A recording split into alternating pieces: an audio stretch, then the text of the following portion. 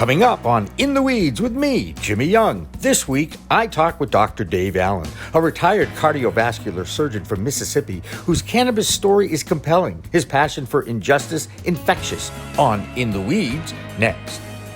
Pro Cannabis Media original content is supported by Salient Systems, your trusted name in video surveillance for the cannabis industry.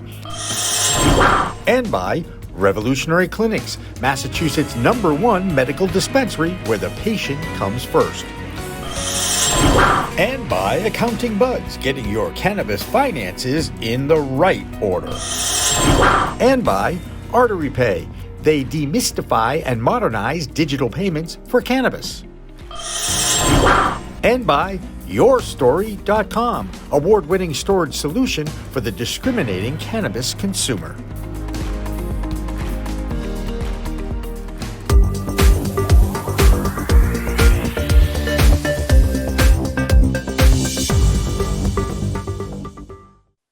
Hi, everyone. Welcome to a very special edition of In the Weeds with Jimmy Young, a regular podcast here on Pro Cannabis Media.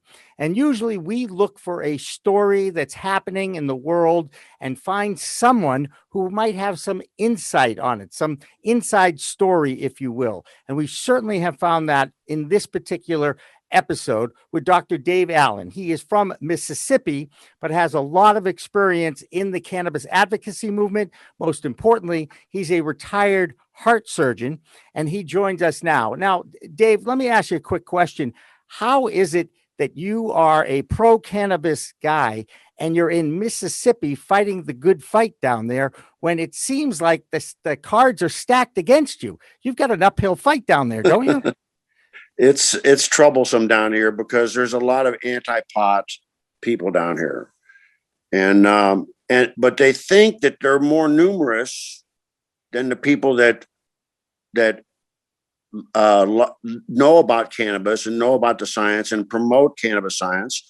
And so Initiative 65, which was the medical legalization of cannabis in Mississippi, was voted in a supermajority, 74% voted for it. And they tried a bunch of tricks to try to dissuade people from voting for it too. So the majority of people in Mississippi are in agreement that cannabis is medicine and made it so by legal democratic vote. But the Supreme Court of Mississippi has overturned that. So the will of the people is not being heard in Mississippi. And I'm guessing that this really pissed you off, Dave. Well, it's not my plant. It's God's plant. Okay. And so God is going to make this happen one way or not, because this is the truth. And no matter how hard they try to hide the truth will raise its head. And cannabis prohibition is going down. It's still fighting, and we're fighting a good fight.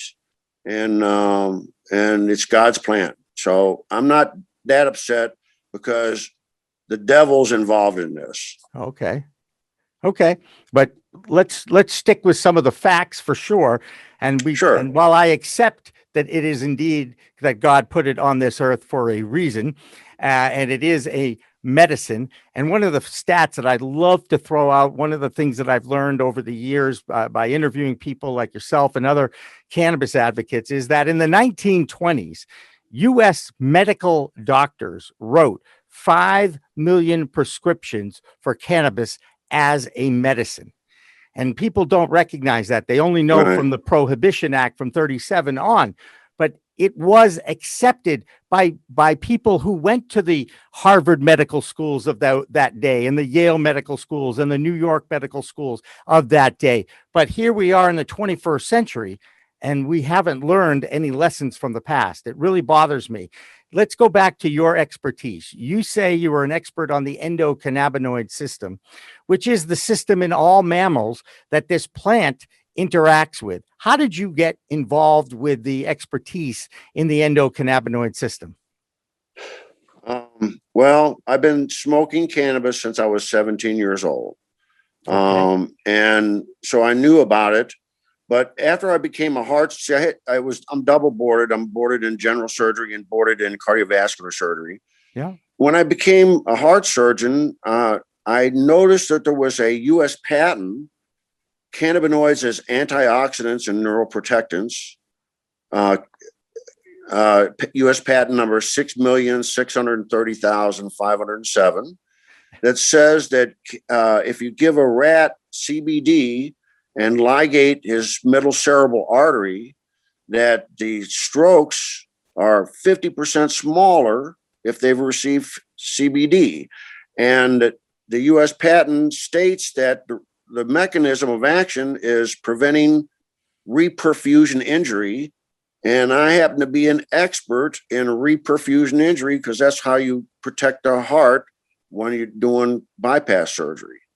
So I knew when the patent came out in 2003 that immediately there should be human studies to either prove or disprove this phenomena. I mean, 50% reduction in a stroke is like a miracle. Your doctor can't give you anything that decreases the size of a stroke by 2%. So this is a miracle, and you can't lie and get a patent number. So this is the truth. Right. But if you're the government, you can have a patent and not tell anybody why you have the patent. And that's one of the issues I get. But let's get back to the endocannabinoid system specifically. And this is still kind of a new phenomenon. And people who are out there fighting the fight in the trenches of the legal wars and the political wars that are out there talk about this all the time. And I don't think I'm interested to hear your opinion on how many people do you think, if you walked up to 100 people in America, and let's make it a wide variety of Americans, okay, all over the country, how many of those 100 do you think will actually understand what the endocannabinoid system is and how it works? Oh, Jimmy, I'm so glad you asked that question, because about 8 years ago, my office and myself called 157 medical schools in the United States. Yeah. And we asked the curriculum directors if they had a division of the endocannabinoid signaling system with a director, if they taught it as an organized course, or if they taught it even as any ancillary mention of it in pathology or any other science. And the answer was only 13% even mention it. Nobody has organized courses on it. So the doctors that are graduating medical school are unaware of this science.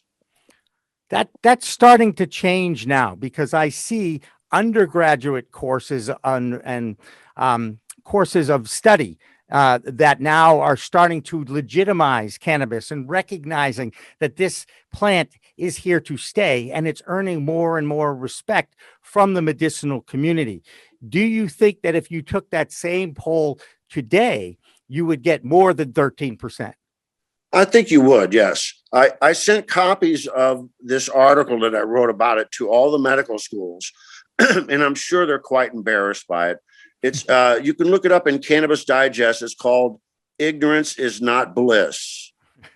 No, in Cannabis Digest. Okay, that's a good one. I like that. You also have a personal story that's pretty compelling. And, you know, one of the things we do here in Pro Cannabis Media, we give the opportunity to people to tell their own cannabis stories. It's something we're asking and soliciting the public for their cannabis stories. And of course, we're going to be giving away t-shirts, and we have this great gift at the end of each month that we will be sharing and giving out to someone we think has a great cannabis story, invite them on our show, and also give them this really cool storage unit. I'm going to hold it up because, you know, it's very sleek, it's child-proof, it's smell-proof, and it has awesome design to it too. This is just one of the things. So anybody who tells us a really good story and becomes a finalist and gets this, you got an opportunity to do that. That being said, you're not going to win a prize here, Dr. Dave Allen, but I am going to ask you to tell us your personal cannabis story. You've already shared the fact that you use this from age 17, which, by the way, is 3 years after when I started in 1971 at 14. Okay. But that being said, tell us your cannabis story, sir. Well, I was a heart surgeon and I ended up quitting my practice. And so I decided I wanted to study something that was going to be a new avenue of research for me. And so I started reading about the endocannabinoid signaling system. And I went to California, and I started doing practice, giving cannabis recommendations. Mm-hmm. And when I was there, I left my property here in Mississippi. It's a 48-acre lake estate, and my sister was staying here and her husband. And there was a raid here on February 19th of 2009. And I happened to call in to my house because I was traveling from Mississippi to California. And when I got to California, I called in, and the narcotics officer answered the phone, and he said he was doing a narcotics raid here at the house. And was there a reason? Did they have a warrant for this, or did they just show up and say? They had a warrant, but the warrant, the warrant said an anonymous person called and said that a friend of theirs saw an illegal act here, a grow or something, and they based it on that. Okay. So at any rate, I spent 14 months in prison pre-trial, and I was saved by jury nullification. It was 11-1 and 7-5 on the two felonies. The judge threw out 4 other felonies, so I had 6 felonies total. And the 2 that actually went to jury was so the judge ruled it was he couldn't, he had to let me go. And so I was on, they put me on bail again. And then later on decided that they weren't going to prosecute me because the police placed false photographs of marijuana grows in the local WLOX newspaper. And so the police admitted on the stand that they fabricated evidence and gave it to WLOX. And so what point? What do you think motivated the law enforcement people to do this, which is basically an illegal act? It's just crazy to me that they do this. I have a lake estate that's about 5 miles from the city, and it has water on it. It's real valuable. And whenever you have property, it actually makes you a target in the United States. So the sheriff had wanted to seize his property. And I got other stories. The sheriff and I flew over the property in his helicopter one time. But the sheriff was doing a lot of illegal stuff and was targeting people. And it's either poor down here, so they target people that live here. What threat to public safety, if you were growing plants or if there were a lot of plants? And you told me before we started to talk, we're talking about a few grams and some hash, right? It was, right. If anything, it was personal use, right? But they found no plants, and I was in California. Right. So they charged me with possession, although I wasn't even in the state. And you weren't possessing it anyway, so you weren't there. Right. You weren't there, right? Exactly. And now I'm guessing it finally did get dismissed and thrown out of court after all that? About 9 months later, they dropped all the charges and gave me my property back. The police had it seized for 3 years. It was a total wreck when I got it back. A lot of things were stolen. The windows were broken out. The rain came in and ruined the floor. And, animals were living in here. Did you bring suit against the sheriff and that department by any chance? Well, that's another sad story. Okay. I hired this guy that defended me to sue the city, and he sued the county and the sheriffs for $551 million, and then decided he didn't want any part of it and just quit answering the court, and so the court threw it out with prejudice, and I wasn't even told about it. I read about it in the paper. Oof. Wow. Crazy. And meanwhile, this is the same state where the only legal University of Mississippi is allowed to do research in that state of Mississippi. The voters voted in a medical marijuana law in November of last year, 2020, and now the Supreme Court gets involved. So you've got the courts and law enforcement basically doing everything they can to not allow anyone to have access to the medicine that is cannabis. That's where we're at now, correct? Well, it's even more than that. It's an attack on the initiative process. So a system that's completely controlled by fascist government, by money, is uncontrolled by the citizenry. And the only way the citizens have the ability to adjust laws that govern the citizens is through the initiative process, which is part of the Constitution. So in my view, once the people vote for Initiative 65 and the vote becomes known, 74%, that means it becomes law at that instant, and the court doesn't have jurisdiction over changing law. They can read the law, they can interpret the law, but they can't change the law, and they can't make law that's retroactive to the time of their decision. So they can't make a decision today that has effect on something that happened yesterday and make it, so they can't say that the vote was illegal. And they use some real crazy, flimsy excuses. These lawyers use, they change the language, they're wordsmiths, and they change reality by the way they present their argument.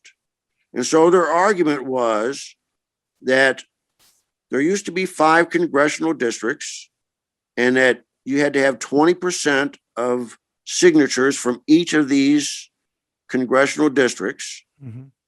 And then if you got that 20%, then the Secretary of State would say, all right, well, it looks like you got 20% from all the districts and you got enough signatures total. So I'm going to approve the initiative for the vote. And the reason they did that was so that the populated cities in the South wouldn't bully politically the countryside people. So that's the reason why they put that. But since they changed the congressional districts from 4 or 5 to 4, you can't. And there's another rule that they quit counting after 20%. So there's more than 20% counted. And so this is, they can't prove that there wasn't more than 20% counted. So I think, first off, that the Supreme Court doesn't have jurisdiction over changing the law that the people vote for. And that is a constitutional right, that the right people have a right to do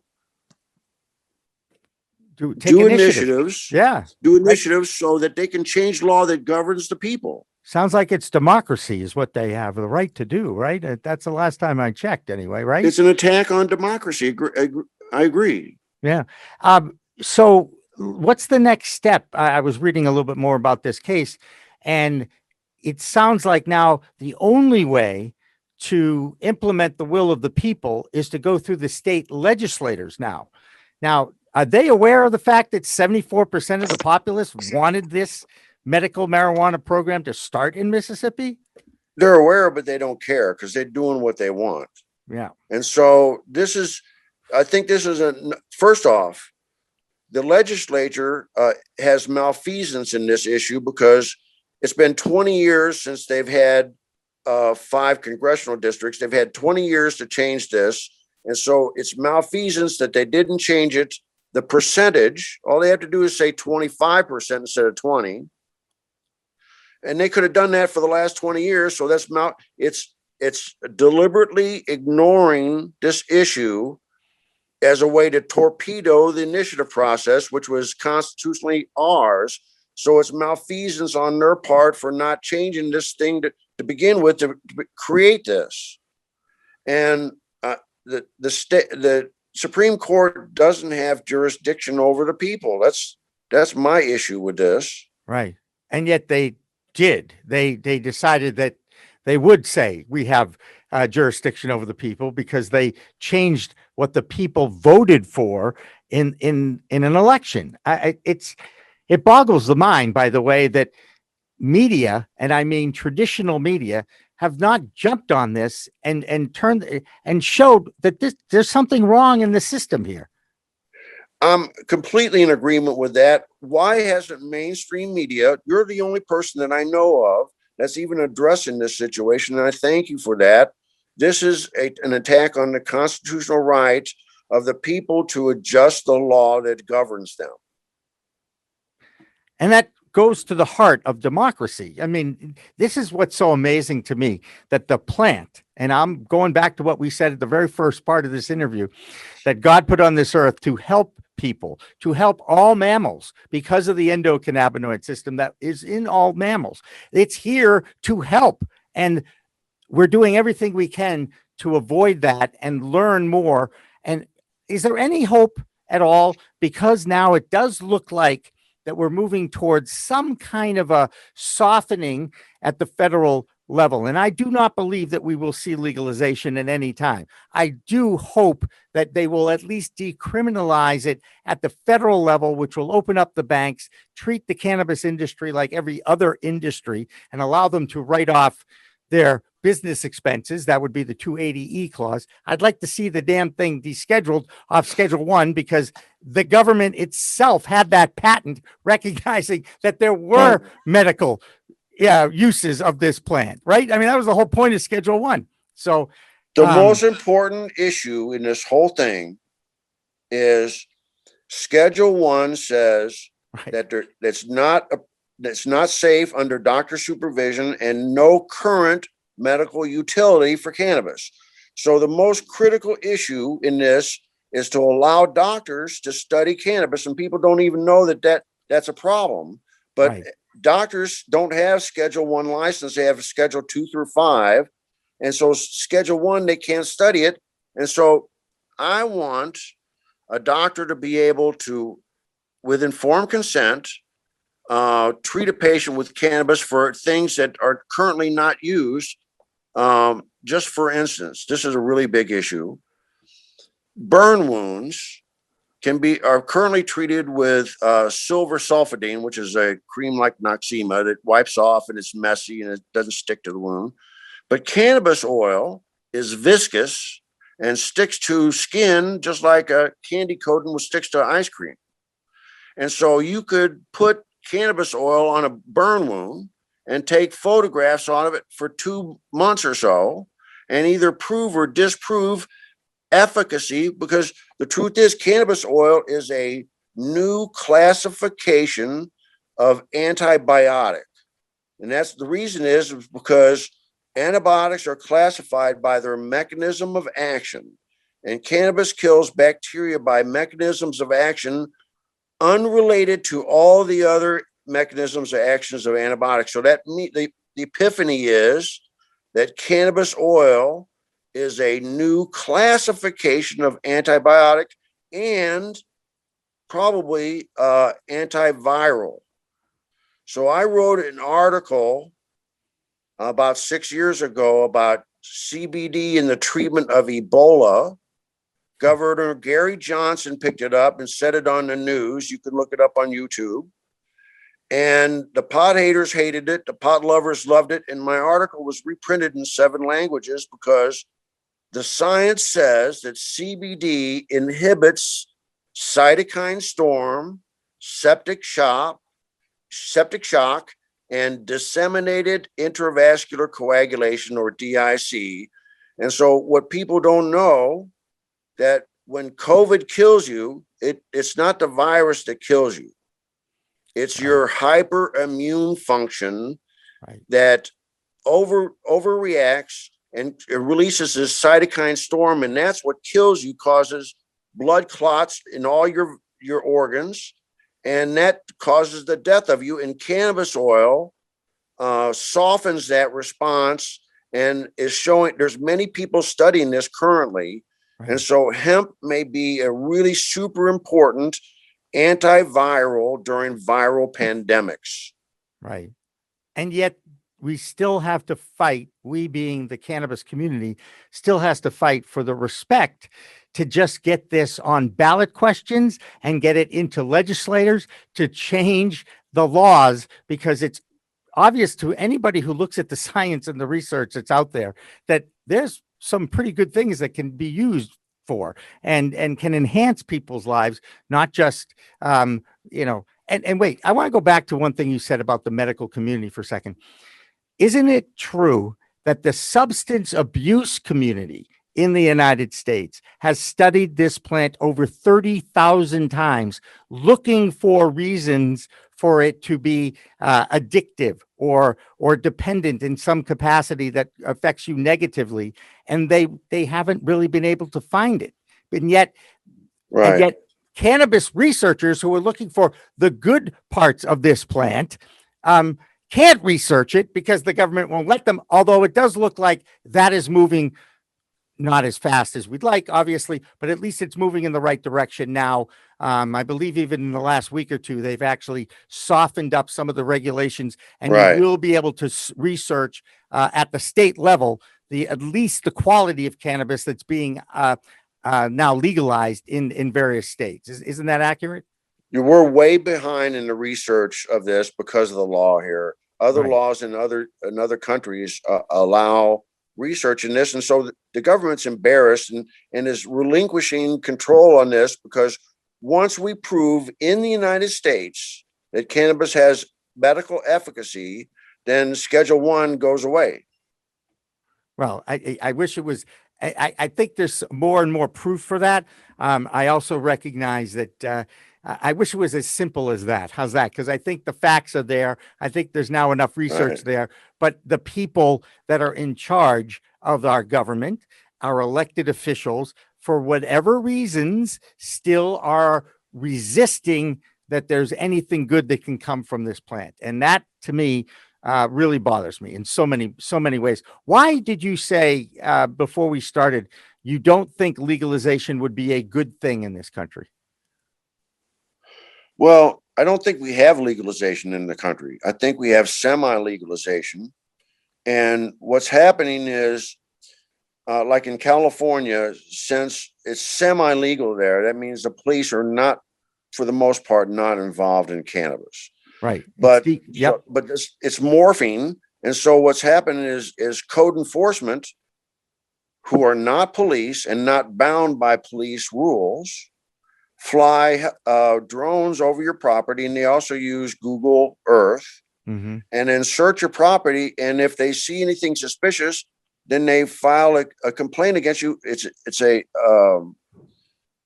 They charge you with abatement fines, which are $1,000 a day or more, which goes against your taxes.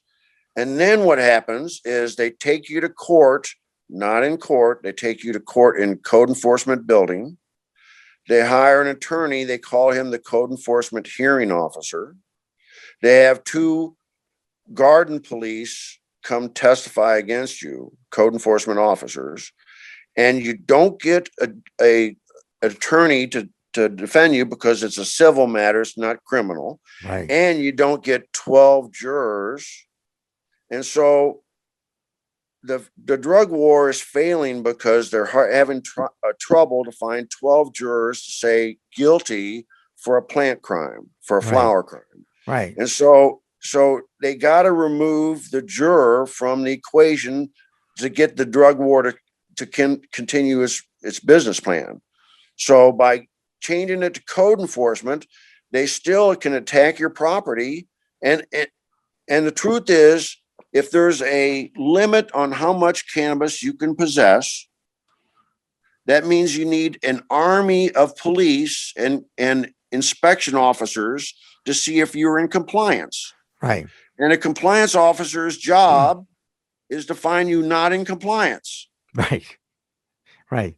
And it's funny, though. A lot of law enforcement really don't want to deal anymore with cannabis. District attorneys just don't want to have anything to do with certainly possession crimes. And it seems to me what I'm hearing is, of course, they're still interested in those illegal grows or the non-compliant grows because they're not able to make taxes on that because they don't have a license to do it. Right? Well, so since I knew all of this information about code enforcement that nobody here in the state knows about, I decided that since there was an initiative process, because I helped with 65, I decided, well, geez, I should write my own initiative. So I wrote Initiative 77. It's been approved by the state. You can look it up on Mississippi Secretary of State under Initiative 77. And it has a couple main things about it. One thing is it allows doctors and scientists and veterinarians to study cannabis without any restrictions. And there's no limit on how much you can possess.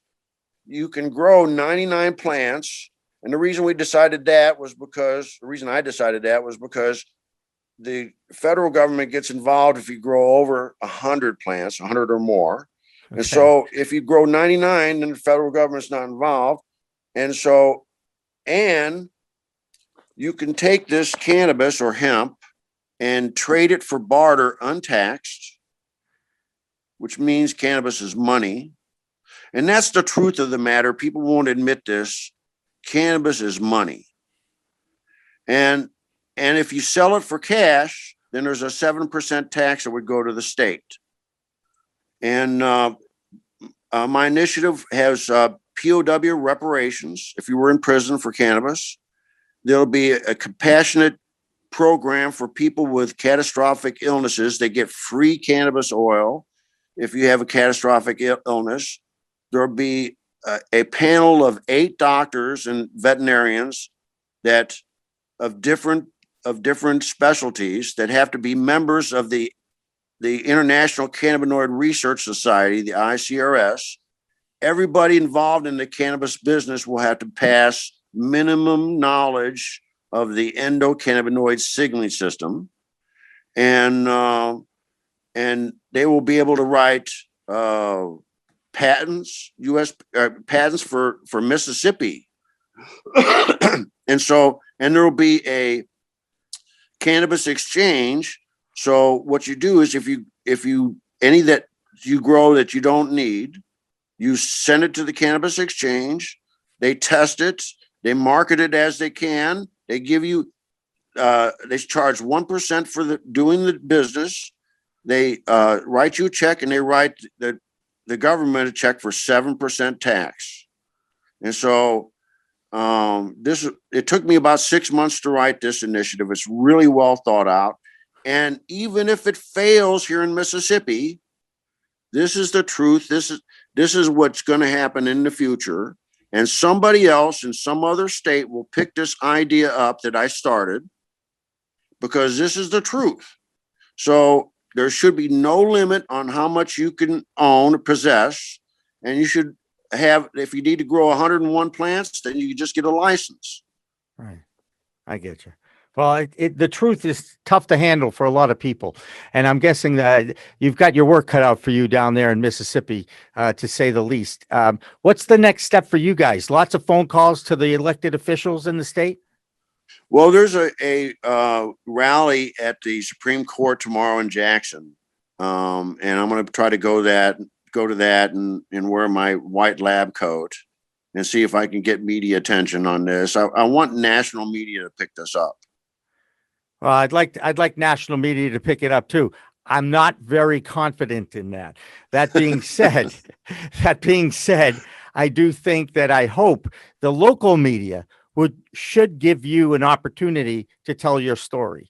And I wish I knew someone in television or radio down in Mississippi, but I'll be perfectly honest, you may be the first person I've ever talked to in Mississippi. And that's my own Yankee bias, I guess. And I apologize for that.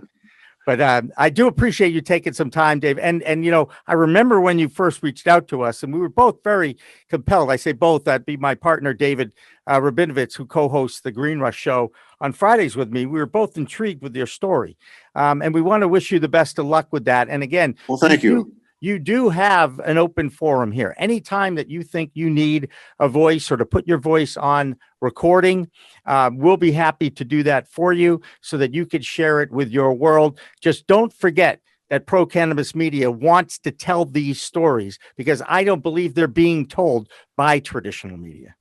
Well, I would like to end this with a statement that I've been kind of semi-famous for. And that is the discovery of the endocannabinoid signaling system is the most significant discovery in human history and will save more lives than the discovery and application of sterile surgical technique. Wow. And I'm a heart surgeon saying that. Yeah. And that means a lot. And your passion means a lot to me. So I'm really glad we had an opportunity to talk today.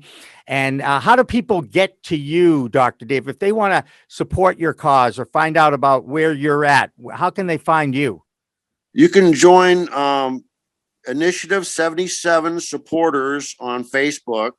My email is cali215doc@gmail.com. And we need your support. I have been told by the Secretary of State that I can still collect signatures for Initiative 77, even after this ruling. So I don't know. I'm going to need support for Initiative 77 by people that know.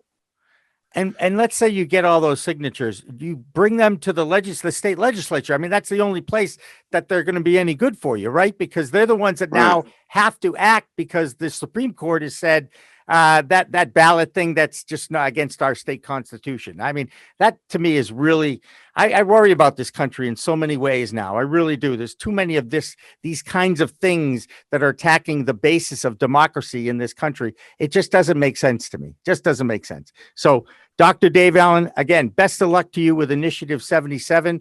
For Dave, I'm Jimmy Young from Pro Cannabis Media. Thanks for watching. Thanks for listening to In the Weeds. Remember, it's a whole new world of weed out there. Use it responsibly. Thanks for watching. Thanks for listening. God bless.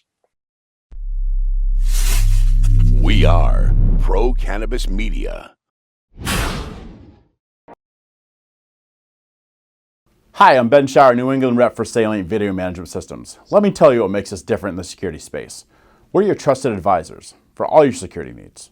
I know how complicated the regulations are in cannabis, and working with Salient Systems will be the polar opposite of that. I give free consultations and will walk you through every step of the process so that you can get what you need at the price you can afford. We're robust, we're simple and scalable. We're Salient Systems, your solutions to all your security needs. Please contact me at the information below, and I'm looking forward to being your trusted advisor.